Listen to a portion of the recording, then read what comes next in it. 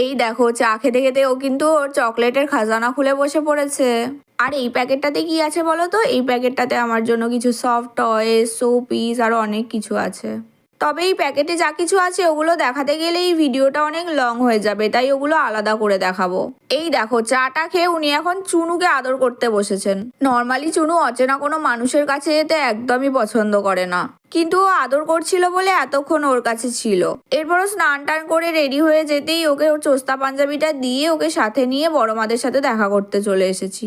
বড় মাদের বাড়ি এসেছি আর মিষ্টি খাবে না তা কি হয়? এই দেখো প্লেটে করে মিষ্টি দিয়েছে।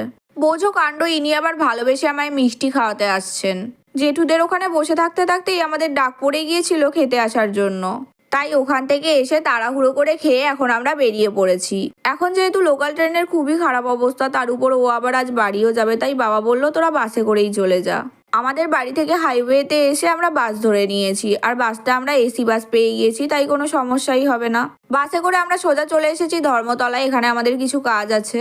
কাজটা মিটে যাবার পর ও আমাকে বললো তুমি লাস্সি খাবে? আমি বললাম ঠিক আছে চলো। এরপরে এই দোকানটাতে এসে ও আমাদের দুজনের জন্য দুটো লাস্সি অর্ডার করলো।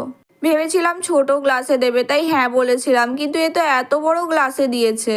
অর্ধেকটা খেয়ে বাকিটা আর খেতে পারিনি, ওকে দিয়ে দিয়েছি। তারপর ও সেটা রীতিমতো জোর করেই খেলো।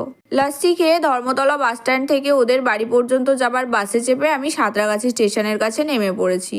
তারপর প্ল্যাটফর্মে এসে অনেকক্ষণ ধরে বসে থাকার পর অবশেষে আমি একটা ট্রেন পেয়েছি। যাই হোক ট্রেনটা মাঝপথে কোথাও দাঁড়ায়নি, তাই তাড়াতাড়ি বাড়ি চলে আসতে পেরেছি।